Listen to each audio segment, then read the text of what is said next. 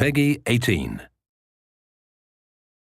In this 4-part series, get an inside look on the making of one of the most anticipated titles in gaming history. This is Inside Assassin's Creed 3.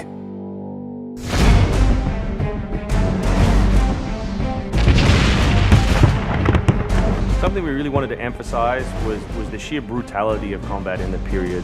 We've all seen the paintings of the Revolution, and death is glorified, death is angelic, but it wasn't that way on the battlefield. It was a brutal conflict.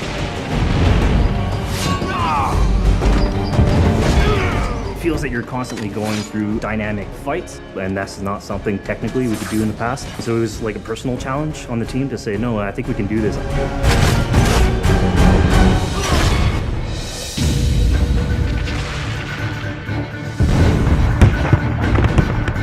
These armies are filled with different types of weapons. So, you have everything from muskets, you have grenadiers, you have guys with boarding axes. Being shot by a musket would be an awfully painful way to go. The caliber size of the ball was at least 3 or 4 times as large as anything that any modern military is using today. After the muskets were discharged, they would charge with their bayonets. What basically is a giant spear, and he has every intention of running that through you.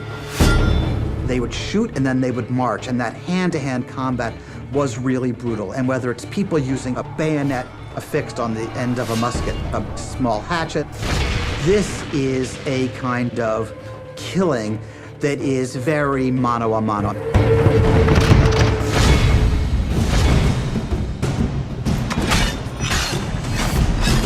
All the animations, all the weapons are brand new. It was interesting to start on a new style of fighting that is much more close and aggressive. Connor's favorite weapon is the tomahawk, obviously super deadly in hand-to-hand combat. Also the bow and arrow. It fits with his native heritage and it's lethal. The rope dart, it's a real accurate Chinese tool that we found the references for that period as well. He can use it from the ground, so he can bring the enemy towards him. It gives him the ability, for example, on a tree, to hang someone from above.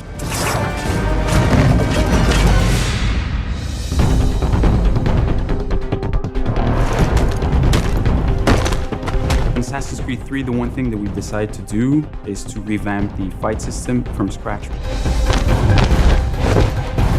We wanted the skill in the combat in the game to be about transitioning from character to character by choosing the right moves, by performing them correctly. It allows you to basically mow your way through large numbers of people if you're good enough without stopping.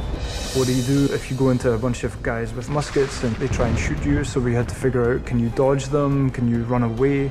And we've added all these options, but our big one is the meat shield, where you can grab a guy and he gets shot instead. Our mocap guys are stuntmen. We spend a long time with them rehearsing and figuring out exactly what would be the greatest choreography. Afraid to go through, like multiple people. Connor is trained in a very different style of fighting to the British soldiers. The close quarters flow of the combat that's happening between the punches, the kicks, and everything else is indicative of what happens in the real world. I'm very impressed by the moves that they do. It's cool to see push kicks and axe kicks and different sort of takedowns that are done correctly and very believable when they're done. Right hand right, punch to the face, boom, to the throat, to the groin, finish with boom. This is something new for us that we're really proud of. It's fast, it's fluid, and you go through these guys like butter.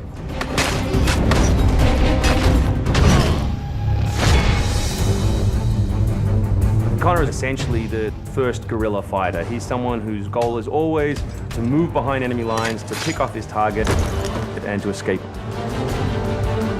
Employing guerrilla tactics, or what we now know today as asymmetric warfare, was something that truly was a component of the American Revolution. They learned what we would think was guerrilla-style warfare. You sort of hit quickly and then disappear. American tactics were really frowned upon by the British because the Americans did adapt the tactics that were used by the Native Americans from the French and Indian War. The first big battle, Lexington and Concord, takes place on a New England town green. And as the soldiers march back to Boston, they are marching along a dirt road lined by stone. It's not the most effective strategy, wearing your bright red coat and march through the woods while some farmer's trying to shoot at you. The Americans brought a tactic that they couldn't really cope with. They essentially took it away from the battlefield and they started guerrilla tactics.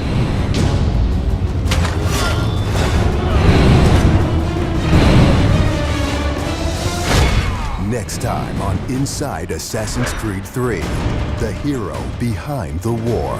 Connor is the hero of the American Revolution. He's a bit more like Dirty Harry. Connor is the current day Special Forces soldier. Silent, stealthy. He's fighting for freedom and he's fighting against tyranny.